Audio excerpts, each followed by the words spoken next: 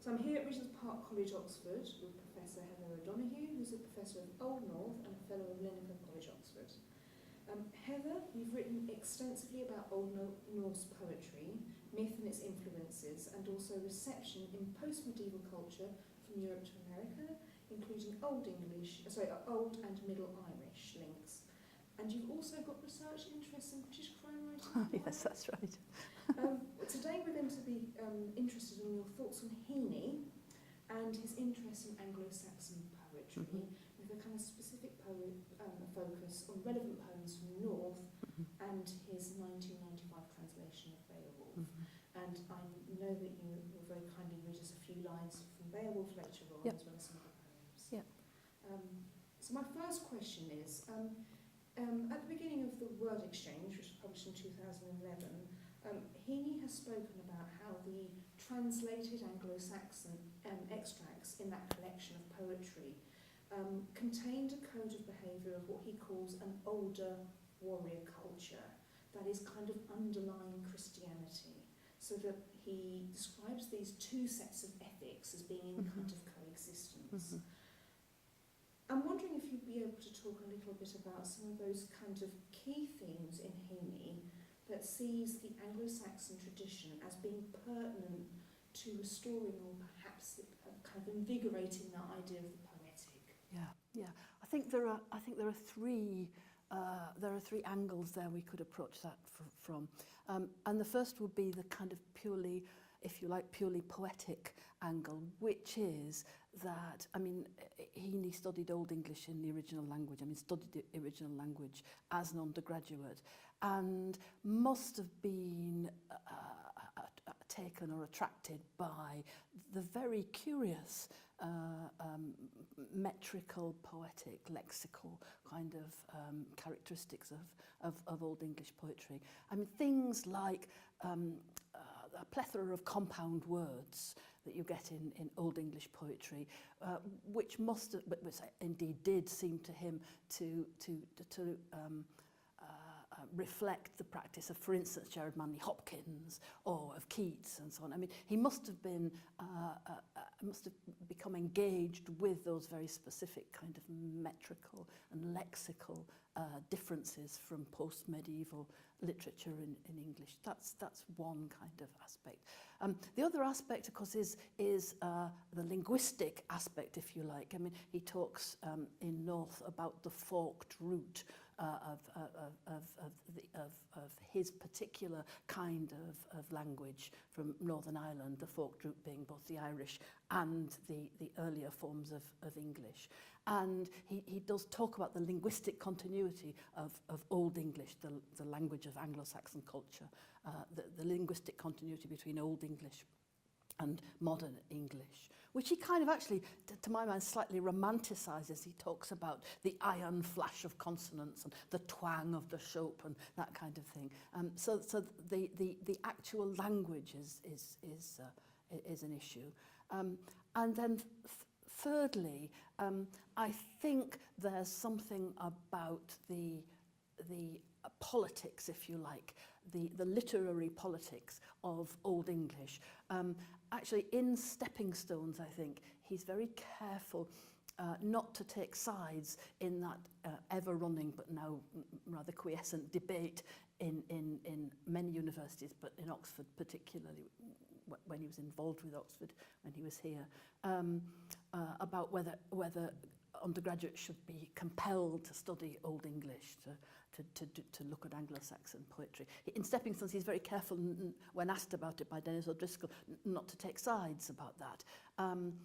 But actually, as people pointed out, in translating Beowulf, he somehow brought what was arguably marginal to literature in English, that is a big Old English poem, into the centre, paradoxically, because he himself was working from what people in literary London might have regarded as a margin, that is the Northern Irish literary tradition, which he himself also brought to the centre. I mean, London and Oxford, if you like, as kind of centres. So I think those three things would have excited his poetic engagement with Old English literature. That's in fact not to mention as well the substance and the quality of Beowulf is a marvellous poem. Beowulf is not, you know, a silly cartoonish poem. It's a kind of serious ethical look at how societies cope with violence and breakdown.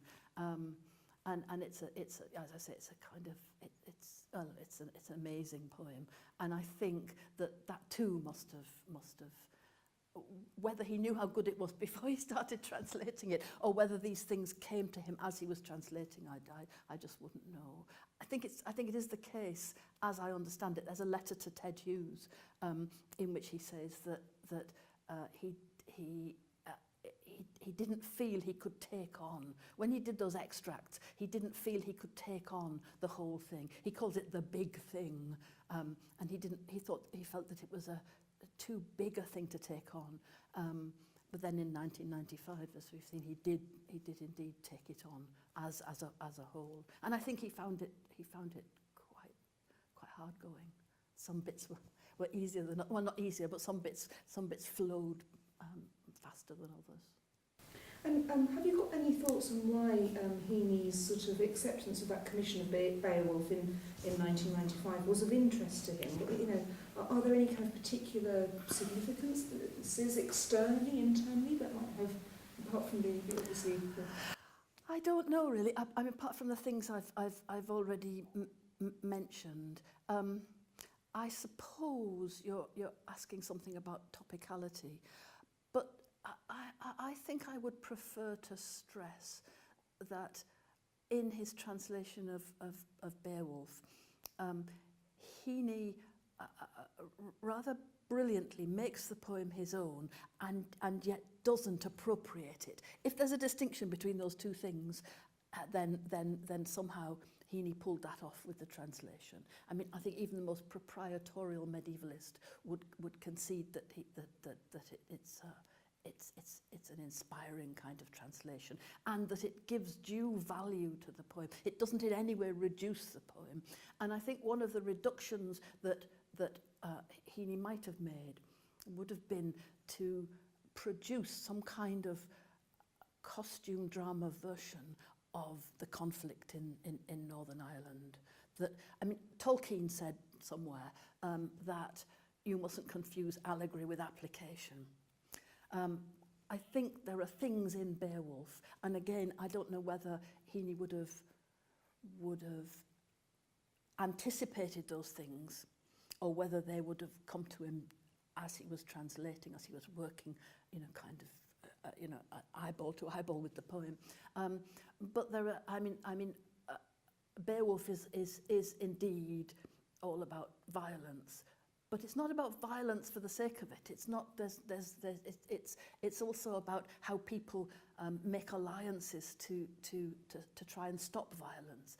There's also a kind of heartbreaking set of examples of how, in trying to stop violence, to kind of, as it were, put a lid on it, all you do is make it, I don't know what the right metaphor is, fester or simmer, and it will break out in unexpected ways later. So it's not just about, as it were, the fun of violence, not just about the fun of the monsters. I mean, I think Heaney himself said that the word monster had a kind of cardboardy feel to it.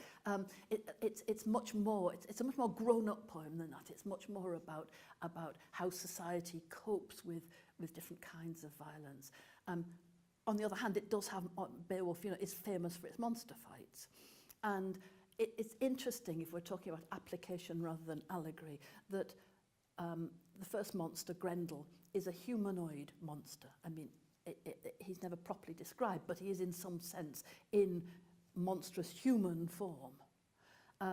And he attacks the hall of King Hrothgar, this hall Herod, which stands as a beacon of civilized society, a beacon of warmth and wealth, if you like, in a rather bleak landscape.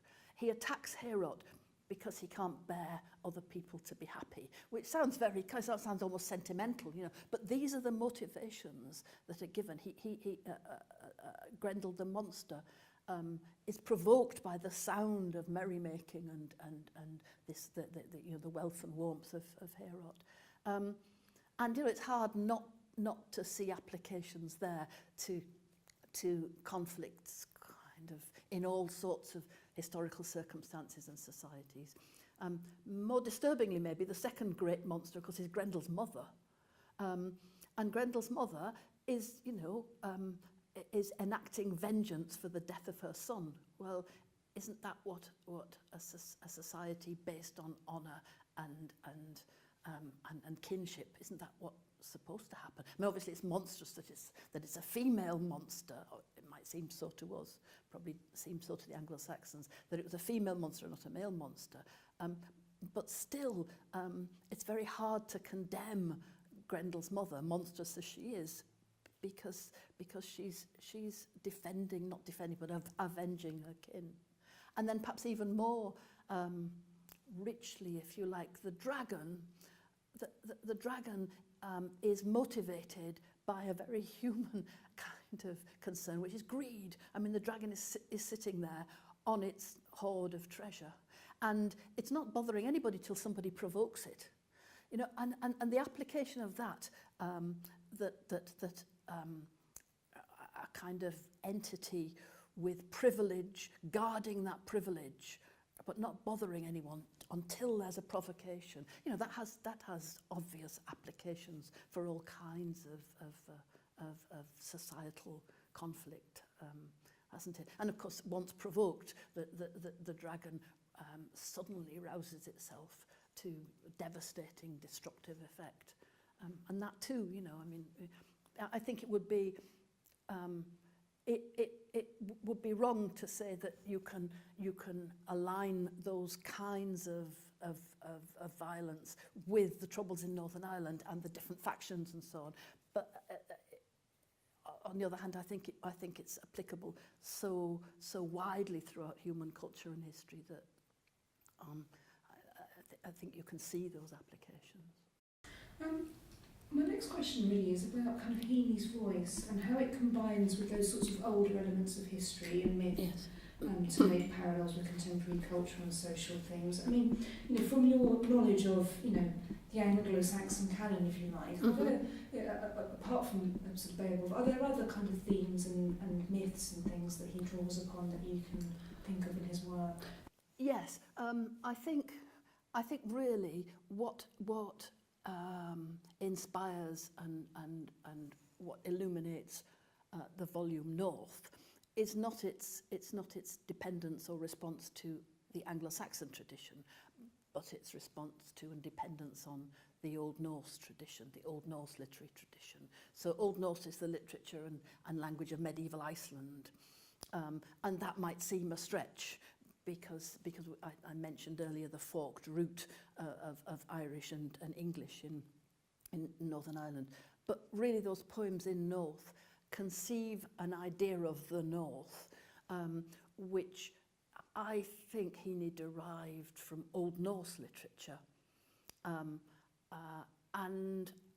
those poems in North are very almost all of them are very strongly, very heavily dependent on Old Norse traditions, Old Norse literature. The interesting thing is that I think that in North, Heaney plays with, or makes a really rather acute distinction between the popular notion of Vikings. You know, it's kind of the notion, the idea of Vikings, which was for a long time the standard one in Ireland, which was that they were savage pagan raiders who came and then mercifully went, to the really quite different historical understanding now, which is, of course, that the Scandinavians, you shouldn't call them Vikings unless they're actually just raiding, that Scandinavian settlers not only began by raiding, but settled and were productive and contributed, I mean, for instance, founded the cities of Ireland, like Cork, Waterford, Wexford, and so on, had quite a strong influence on the place names of Ireland, and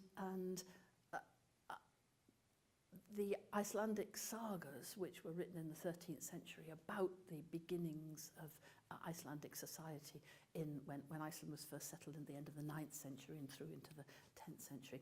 The Icelandic sagas are not all about exciting, thrilling Vikings. What Heaney, with I think a clear, ironic inflection, calls those fabulous raiders. By fabulous, he means that was a fabled idea, I think. He's not endorsing them by any means. But then he talks about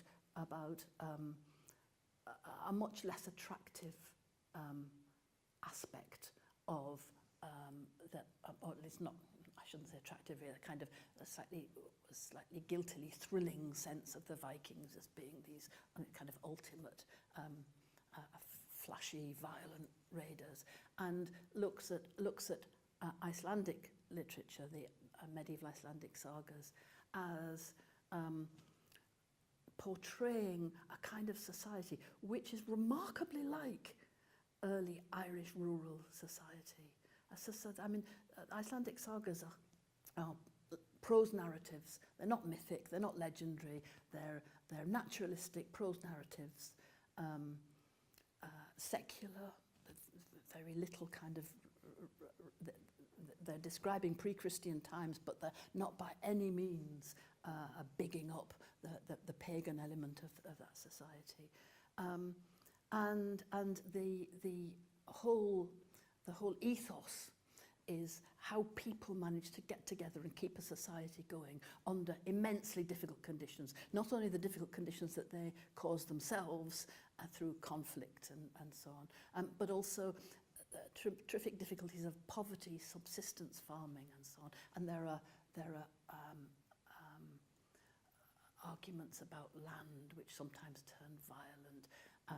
The food runs out, the fodder runs out, the livestock go missing, people form alliances, marriages work or don't work, people emerge as community leaders. Do you know, I'm always struck by how very familiar all that seems to the only rural society which I really know much about, which is in Ireland. But I'm sure lots of cultures all over the world could see parallels with what's going on in the Icelandic sagas. So I think in distinguishing, to go back to where I started, in distinguishing those fabulous raiders, Vikings, with all that baggage of popular mythology in the sense of what we think we know about things, which is not actually always the case, and a sort of actuality as represented in the medieval sagas. I think that's what's so interesting about those poems in North. Thank you. You've sort of covered this, so don't worry if you've not much to add. But I was thinking actually about something which Heaney said back in 1999, where he did a radio programme in the World Service called Speaking of English, which was broadcast at the end of January. And he was talking specifically about Beowulf in this, and he said that it was cast in a world that took nothing for granted. And the strength of the poem is actually the structure, which he felt was adequate. And again, I think it wasn't caveated in a way which was pejorative. It was adequate for facing what he called atrocities. Yes. So he's made a very robust case, I guess, for respecting, if you like, that literary tradition. Yeah. So my question, I suppose, from that is how, as a translator of Beowulf, do you think Heaney preserves or kind of enhances those ideas of historical rites, historical traditions, rather than just appropriates, rather than just Heaneyizes those ideas? Yeah. That's a really good question, actually, because I think that's one of the great triumphs of Heaney's translation of Beowulf, that he doesn't appropriate, and yet he does make the poem his own.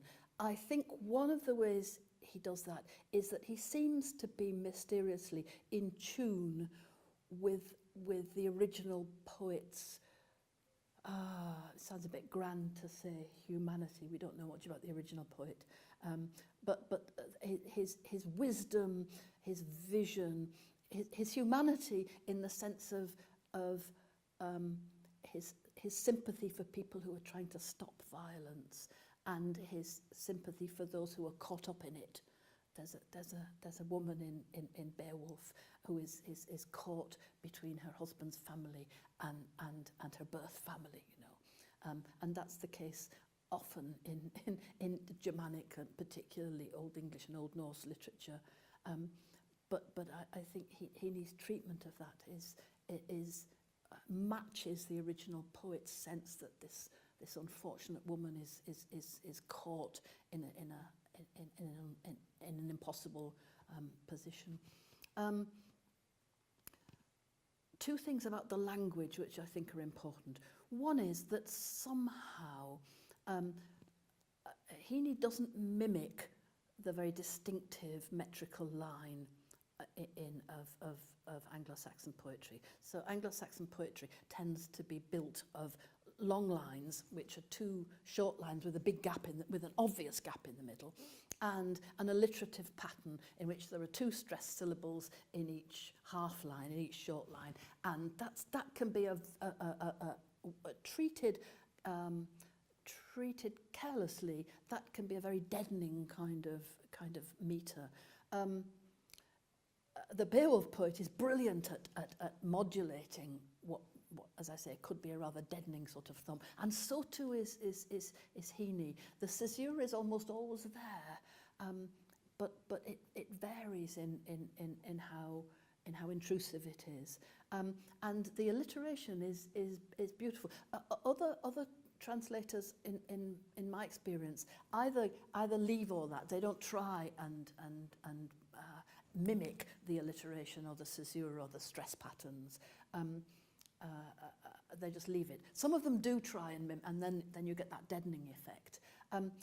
What Heaney does is rather delicately and subtly work with it, so that, for instance, the alliteration is sometimes not the first letter of a word which is repeated, or the first sound, but sometimes the second, like alliterating beyond with youth, for instance, that sort of thing. And the other point about language is that Heaney does use Northern Irishisms, and the poem, the original Anglo-Saxon poem, begins "what." Nobody knows what that means really. Maybe it means hay. An old-fashioned early 20th century translator translated it as "what ho," which is kind of, I mean, it echoes "what," but you know, it's not right somehow. Or it might have been even a noise, not a word at all, but a bang on a gong or something like that. And of course, everyone's familiar with Heaney's explanation that he heard the way some of his solemn Northern Irish uncles would begin a story with, "So." Perfect, absolutely perfect. It's the only good beginning to a translation of Beowulf. I know lots and lots of translations of Beowulf. It's the only good beginning, really. "So" is perfect.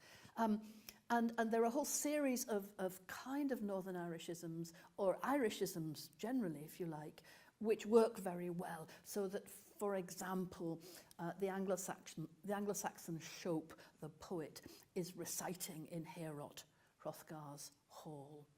Heaney calls that a session, like an Irish music session, which gives you both the entertainment and the knowledge and scholarship of traditional singers and reciters, which works perfectly. Sometimes I think it doesn't quite work. At one point, Wealhtheow salutes her younger warriors, and I think for most non-Irish people, the word salute has an inescapable kind of martial connotation. You can imagine that kind of hand salute. You know, in fact, traditionally in Irish, it just means to greet politely and pleasantly. So that I'm not sure that quite works. It sort of works if you know, but I'm not sure what other non-Irish readers would make of that. But in general, it's that it's that wonderfully discreet and sensitive line between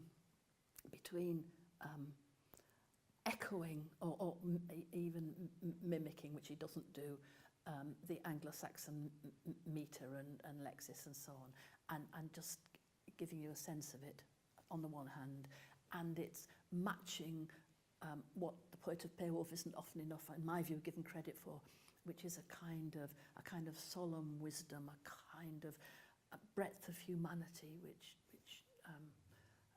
wants to take in the difficulties people have in society and the difficulties in maintaining a stable society against the forces which everywhere will tend to destabilise it.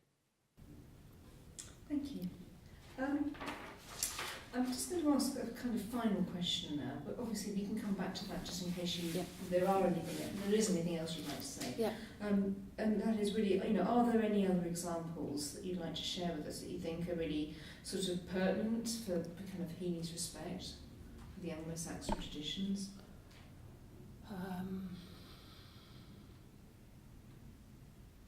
No, I think I've covered what I need to say about that. With Beowulf, yeah. Lots of there. I think that there's just one thing I might like to add, and that is, in political terms, there's been a lot of debate, or that particularly there was a lot of debate when Heaney was publishing about whether he, on the one hand, condemned Republican violence sufficiently, or whether equally and oppositely he didn't stand up sufficiently for what you might crudely call his tribe. And I think that he must have felt a kind of sympathy with the poet of Beowulf, who would have been a Christian, he was probably a monk, a cleric of some kind, who was presenting to his audience a poem about how well people can try to behave in the face of conflict and violence and instability, and how heroes like Beowulf can, as it were, selflessly try and help. Hrothgar is an old man. He's an old king. He's lost it really, and Beowulf is trying to help, and so I think the poet of Beowulf was himself treading a very fine line between celebrating what he and his audience might have felt of as their ancestors, and from a Christian point of view, decrying them as pagans. And I think that they were benighted, if you like, from the point of view of an Anglo-Saxon Christian monk. But on the other hand, they were impressive people too. And that's a very difficult line to tread. And I do often wonder if Heaney sympathised or felt a kind of empathy with the poet, because he too was finding an ethical line in an impossible situation. Navigating a very thorny path. Yes, exactly. Yeah. Thank you. Should we go now to the readings? Is that okay with you? Yep. Would you be able to have a look at the Beowulf? When we've got Put my glasses on. Here, maybe read out those lines, not from 702, I think that's really ages, but maybe this one here, maybe here from A12. I wouldn't mind reading. Wherever, Absolutely, yeah. I wouldn't mind reading when he arrives. Okay, fantastic. Because from line 710 onwards, it's the first arrival of Grendel, and it expresses what a threat he is, but why he's a threat, because he's or what motivated him to attack Herod. So maybe I'll read a bit of that. Yeah, shall I? Yes, please. Okay, do you want to prompt me or shall I just start off? You just start when you're ready, Heather. Okay then. In off the moors, down through the mist bands, God-cursed Grendel came greedily loping. The bane of the race of men roamed forth, hunting for a prey in the high hall. Under the cloud murk he moved towards it until it shone above him, a sheer keep of fortified gold. Nor was that the first time he'd scouted the grounds of Hrothgar's dwelling, although never in his life before or since did he find harder fortune or hall defenders. Spurned and joyless, he journeyed on ahead and arrived at the bourne.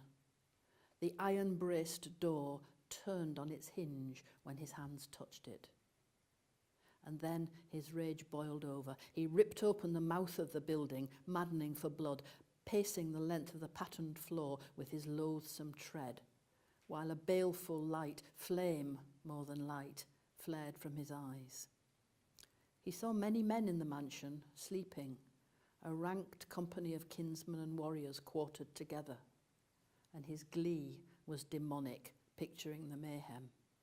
Before morning, he would rip life from limb and devour them, feed on their flesh. But his fate that night was due to change. His days of ravening had come to an end. Do you want another bit? Yes, please. Brilliant.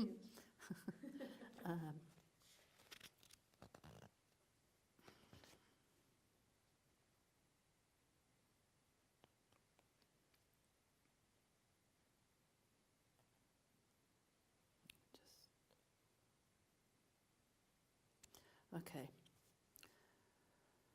Then he who had harrowed the hearts of men with pain and affliction in former times, and had given offence also to God, found that his bodily powers failed him. Higelac's kinsman kept him helplessly locked in a hand grip. As long as either lived, he was hateful to the other. The monster's whole body was in pain. A tremendous wound appeared on his shoulder. Sinews split and the bone lappings burst. Beowulf was granted the glory of winning. Grendel was driven under the fen banks, fatally hurt to his desolate lair. His days were numbered.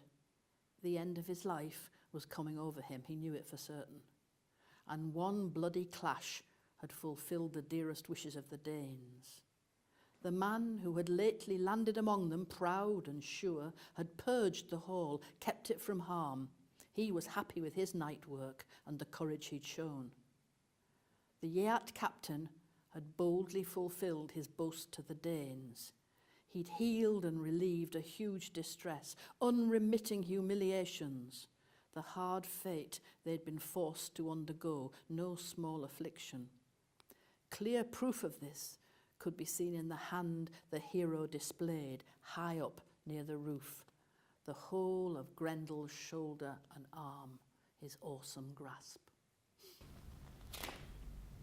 What's the significance of the arm being over the top of the... I think there's a thread throughout the poem of physical human hand, or humanoid, subhuman hand grasps, of doing things with your hands, and having torn off Grendel's arm, I think, and put it for show. This is as it not only dismembered Grendel, but is appropriating his force. What his hands are. There are no weapons. You'll notice in that fight. The hands and when he fights Grendel's mother's fingers penetrate his battle armor. So there's this constant threat throughout of what heroes and monsters can do, with their hands. I think that's what it is. Yeah. Thank you. Should we go on to read funeral rites? Yep. Will that be a... Yep. I've got a lovely picture of a hand. I'll show you.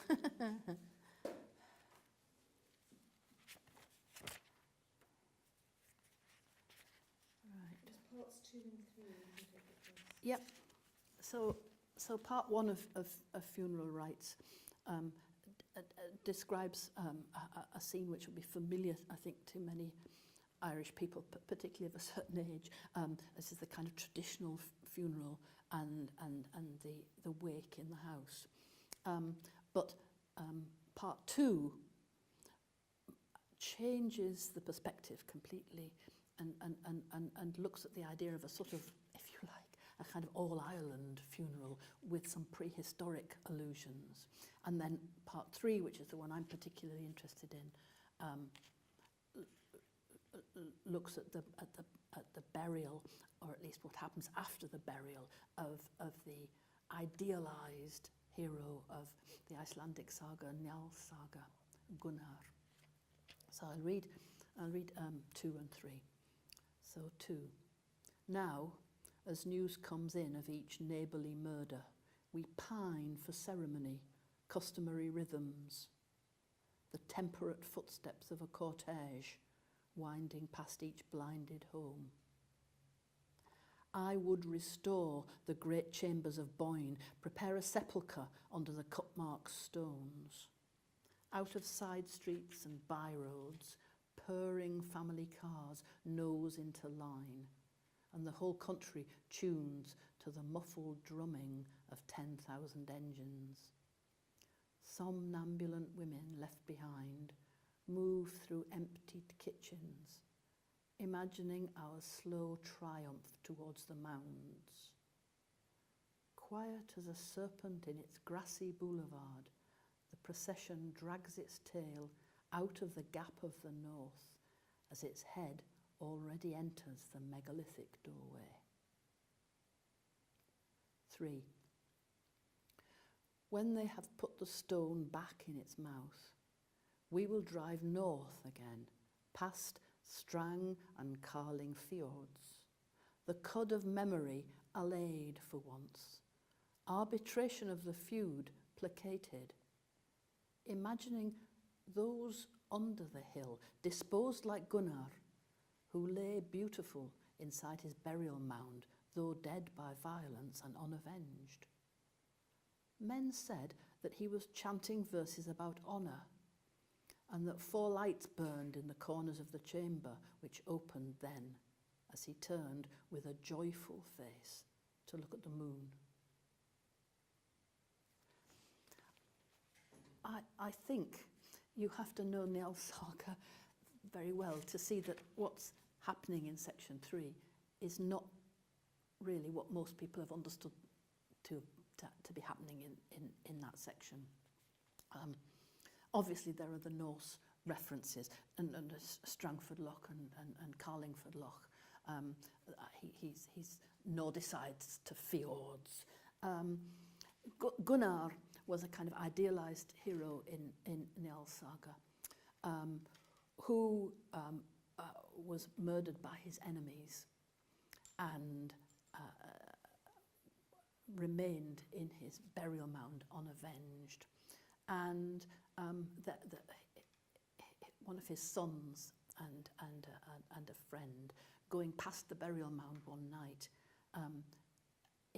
have a vision of what's inside it. And indeed, it's very like what Heaney has here, the 4 lights burning. Gunnar is sitting up, chanting verses about honour.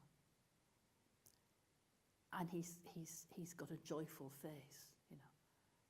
Not because he thinks his funeral has dampened down the violence, but because he knows he's going to be avenged. That's why he's chanting the verses about honour, because he's relying on on the traditional imperative to vengeance. He knows he's going to be avenged, and as I say, a lot of critics have understood this section as showing that death and burial can be a kind of uplifting response to violence. Actually, in the saga, I mean, it's really, and I say, heavily dependent on the saga. In the saga, Gunnar knows he's going to be avenged. He's joyful because he can see the coming violence. And if you read the rest of the saga, what happens is that everybody gets dragged into the conflict. And not just the heroes or the fighters, but the lawyers, the politicians, the community leaders, and so on, which has obvious application to the troubles in the north.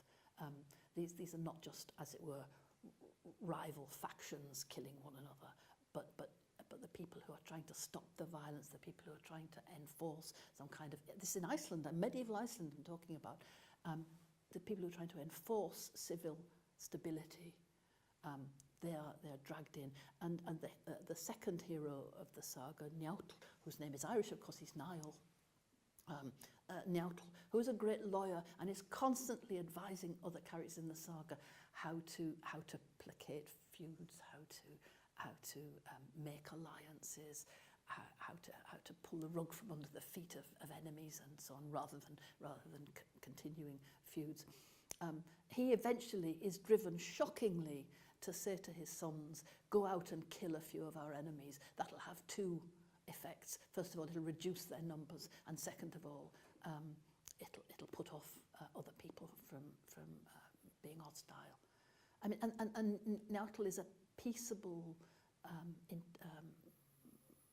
he's an intellectual lawyer, and that's what the instability drives him to. That's what the conflict drives him to.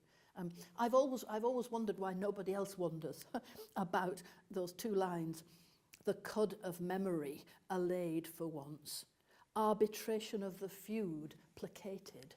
You'd expect a feud to be placated, not the arbitration of it to be placated. That if you're placating arbitration, it sounds to me as if that's heralding a further feuding, actually. Storing it up, yeah. Thank you, that's brilliant. Can you move to north now, isn't it? Yeah. I'm going to give you Blackbird, I think. Okay, do you want me to read the whole of North? If that's possible, is it? I can find it, I will. No, it's fine. Yeah. North. I returned to a long strand, the hammered shod of a bay, and found only the secular powers of the Atlantic thundering. I faced the unmagical invitations of Iceland, the pathetic colonies of Greenland, and suddenly those fabulous raiders, those lying in Orkney and Dublin, measured against their long swords, rusting, those in the solid belly of stone ships, those hacked and glinting in the gravel of thawed streams, were ocean-deafened voices warning me, lifted again in violence and epiphany. The longship's swimming tongue was buoyant with hindsight. It said Thor's hammer swung to geography and trade, thick-witted couplings and revenges, the hatreds and behindbacks of the Althing, lies and women, exhaustion's nominated peace, memory incubating the spilled blood. It said, lie down in the word hoard, burrow the coil and gleam of your furrowed brain, compose in darkness, expect aurora borealis in the long foray, but no cascade of light. Keep your eye clear as the bleb of the icicle. Trust the feel of what nubbed treasure your hands have known. I think what's really interesting about that poem is how Heaney is so cleverly making the distinction between the kind of actuality of Norse society as represented in the Icelandic sagas and the modern mythology of Vikings and that kind of guilty thrill of the raiders, the pathetic colonies of Greenland, the unmagical invitations of Iceland, and I think there's knowing irony in those fabulous raiders. They're fabled raiders. And there's a kind of scorn, isn't there, with the long ship's swimming tongue was buoyant with hindsight.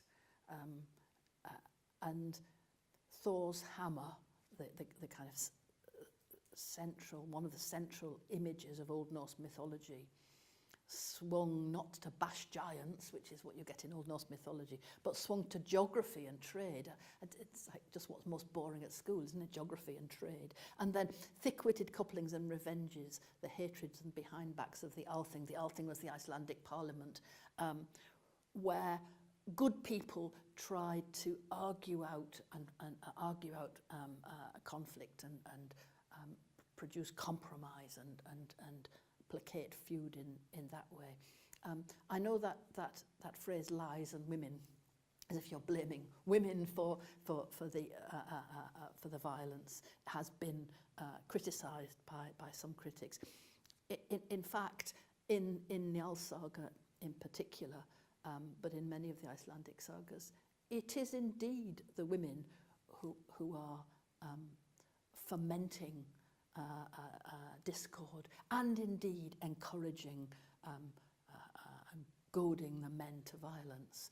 So I think it's not so. I mean, I think it's just naive to suppose that it's Heaney blaming women for violence. That's what the sagas are doing.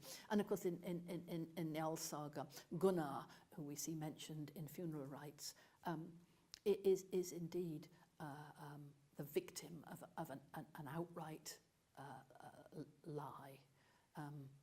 So that's almost a kind of straight allusion to the Icelandic saga. Thank you very much. Thank you.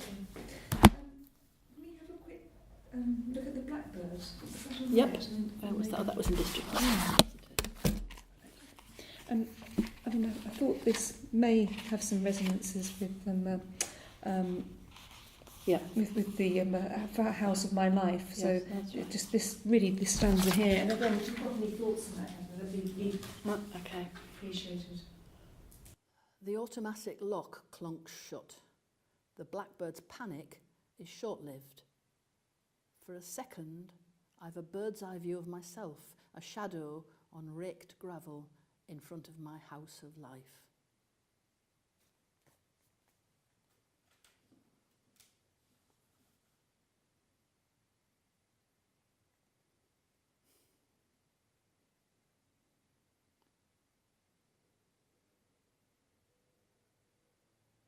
I'm not sure what to say about that.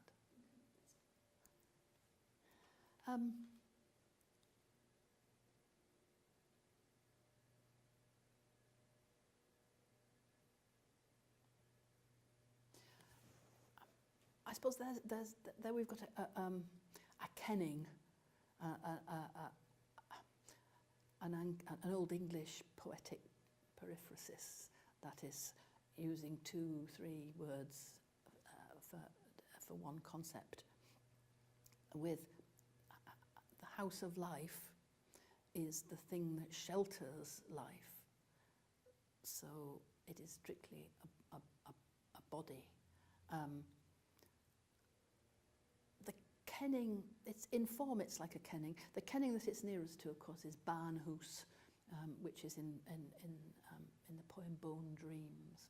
And Barnhus is also body, where hus is the thing that shelters and covers the bones. Here, Heaney seems to be making a distinction between the shadow on the gravel driveway and the physicality of his actual body. So calling his body the house of life, not the house of his bones, which is a kind of corporeal thing, but the house of life, as opposed to the kind of rather diagrammatic shadow. But it's interesting that it's to the kenning form he turns. And it's interesting too, I think, that he's not just using an existing Old English kenning. I don't think house of life is an actual kenning. As I say, the nearest in form is Barnhus, the house of bones. but he's clearly internalised the process or the procedure of a kenning when he's comparing his own living corporeal status with his shadow, which is himself also, but a kind of two-dimensional self, I think. Thank you. That's great. Thank you very much indeed. Okay. Is there anything else?